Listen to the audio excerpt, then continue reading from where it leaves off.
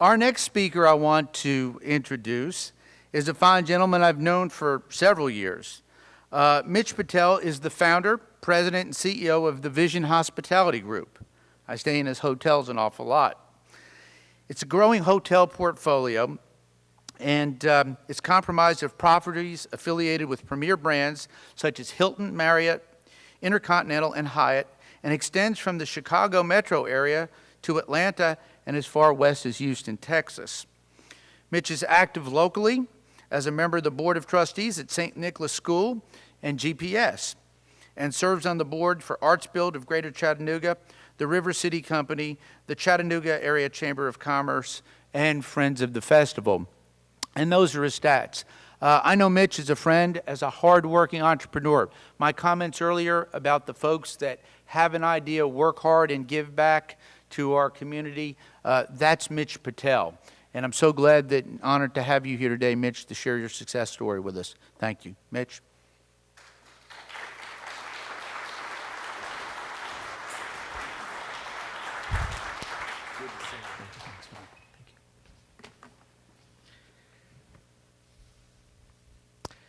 Thank you, Congressman Fleischman, for that kind introduction. Thank you for everything that you do in promoting and supporting our great region. Good afternoon, everyone. And for those of you that are from out of town, welcome to our great city of Chattanooga. I'd like to thank the TVC for inviting me to be a part of this event today. I'm honored and grateful to be here today. Some of you may be wondering, what does this hotel guy know about science and technology? The short answer is not much. But what I do know is that science and technology are critical for economic development in our region. And economic development lifts the dreams and aspirations for all businesses, big and small, and ultimately improves the most important metric for any community, and that is quality of life. This afternoon, I'd like to take you all down one local company's journey in pursuit of their American dream, and how Chattanooga's can-do attitude played an instrumental part in their growth and success. Our story begins with my father coming to this great country with $8 in his pocket and a dream. He became a research scientist, and after college accepted a job at a pickle company in Stockton, California. But this is where things get strange. Instead of pursuing the traditional American dream, he moves our family out of our modest two-bedroom townhouse and leases an 11-room motel where we move into the motel apartment behind the office. His idea was that my mother can run the business and he could continue to work at the pickle company and save money on living expenses. Well, I was 8 years old, we were living in a motel, and I remember helping my mother clean rooms, take out the trash, and even check in guests. Back then, the rooms were going for $8 a night, and I could never quite understand why people pay that kind of money, sometimes just for a few hours. It took me a few more years to figure that out. In 1980, my father decides to get in the hotel business full-time by purchasing a Scottish Inn in Cleveland, Tennessee. So my family moves from the most liberal part of the country to the center of the buckle of the Bible Belt in Cleveland, Tennessee. I find myself again assisting in the family business. Because I grew up in the motel business, the last thing I wanted to do was pursue this business as a career. So I went on to college to become an engineer. After college, I was able to get a job as a transportation engineer in Atlanta. I designed highways and bridges, developed transportation plans and traffic studies for a rapidly growing city.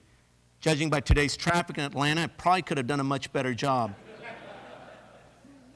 In 1996, there came an interesting opportunity to develop and manage a hotel in my hometown, Chattanooga, Tennessee. So I grew up in this area and couldn't believe the transformation that was taking place, particularly in our downtown. The Tennessee Aquarium, the world's largest freshwater aquarium, the IMAX Theater, and the Children's Discovery Museum had recently opened, along with the Lookout Mountain attractions such as Rock City and Ruby Falls. Visitors had much to see in Chattanooga. That all sounded great for a hotel, but there was a problem. I had no clue on how to develop or operate a hotel. Helping out of the family business as a kid would hardly qualify me to do that. There was another problem. Hotels are a capital-intensive business. My biggest challenge was, how's I going to come up with my share of the equity for this project? I'd saved up $5,000 in 3 years working as an engineer in Atlanta. I wound up borrowing every penny of my share of the remaining portion of the equity. My partners thought that since I was an engineer, there's no need to hire a contractor. So I built the hotel as a contractor, although I'd never even built a shed before. I found out building a hotel was not easy, but somehow I was able to get it done. That's what engineers do. They just figure things out. I literally took off my hard hat and put on a tie to serve as opening general manager of the hotel. I'd never managed anyone at that point, and now I had to assemble a team of 25 people. The hotel struggled early, but I hung in there. I thought about quitting, but I couldn't. And after 18 months of hard work and determination, I'm proud to say we became the #1 hotel in the market. But more importantly, something else happened in those 18 months. This fire started burning inside me. It took me a little while, but I found my passion where I never expected to. That passion, combined with some confidence, allowed us at looking at developing more hotels. One of those hotels was the Hilton Garden Inn in Chattanooga downtown, in the heart of the new tourist district. We opened that hotel October 11th, 2001, exactly 1 month after 9/11. We're extremely fortunate this hotel was in Chattanooga. Chattanooga proved to be a safe, economical, family-friendly destination during this time of turmoil. We were also fortunate that Chattanooga was home to many diverse companies that were not significantly impacted by the national economy. If this hotel was anywhere else other than Chattanooga, we would most likely not be in business today. The hotel not only survived, it flourished. The success of this hotel gave an undercapitalized young company something very important, and that was confidence. In 2002, then Mayor Bob Corker led the initiative to create the $120 million 21st Century Waterfront Plan.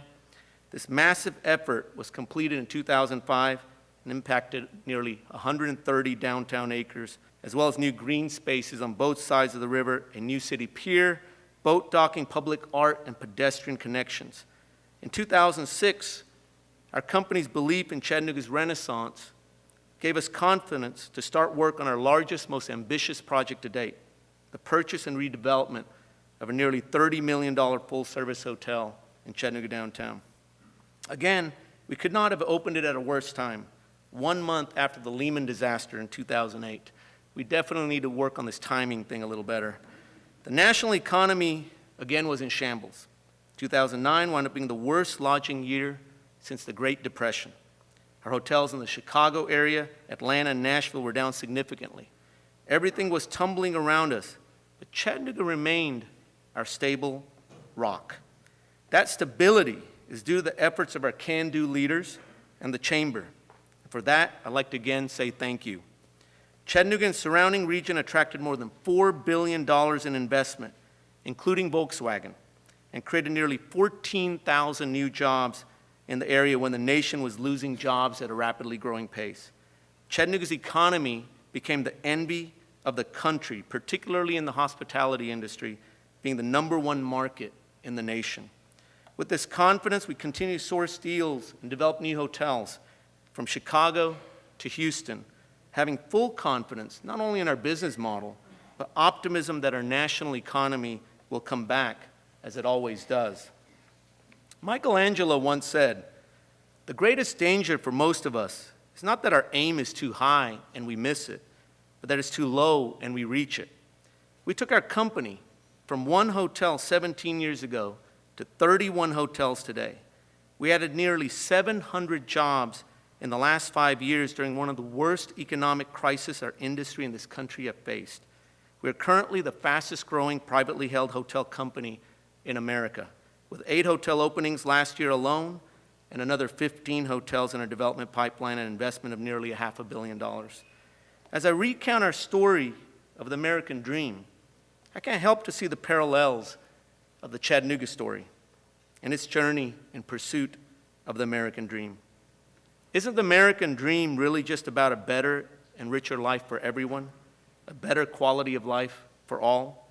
There was a time when the quality of life in Chattanooga was on the decline. Young people were moving out of Chattanooga for better opportunities, for a better life. The city lost population. Many legacy companies were closed or sold. The once proud city had little to be proud of anymore. When Walter Cronkite infamously called Chattanooga the dirtiest city in America on national television, it shocked a lot of people in this community. They were proud of this city and didn't want what Walter Cronkite's words to be their legacy. The great leaders of this community had a dream and translated it into a vision. Of course, what good is vision without action? Chasing dreams requires a lot of hard work and determination. They worked together and executed on that vision, which has become our city's legacy. Our city's track record of working together through public vision and cooperation has come to be known as Chattanooga Can Do. Together, we built the largest freshwater aquarium in the world and continued the process by investing $120 million in the 21st Century Waterfront Plan and reactivated our most important natural asset, the Tennessee River. This encouraged the private sector to invest hundreds of millions more in downtown businesses, residences, and hotels. We now organize hundreds of festivals, sporting events, markets, concerts, and gatherings of every kind to animate downtown on a daily basis. That's Chattanooga Can Do.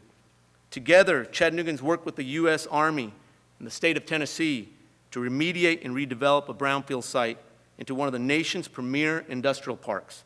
This led to the successful recruitment of Volkswagen to invest $1 billion in establishing their only auto facility plant in the country, right here in Chattanooga.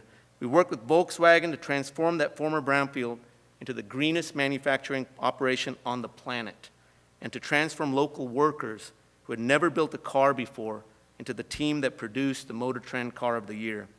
That's Chattanooga Can Do. And together with EPB's leadership, we've established America's first community-wide all-fiber network capable of delivering the fastest internet speeds in the world, not to mention the nation's most advanced smart grid. This has led to a vital and growing business environment that's drawing major investments from outside our region as we prove Chattanoogans can innovate and launch new businesses at a world-class level. That's Chattanooga Can Do. So wow, all of this transformation has truly been amazing. From being known as the dirtiest city in America to recently being named the best town ever by the readers of Outside magazine. The dynamo of Dixie has got its groove back. But we still have a lot more work to do.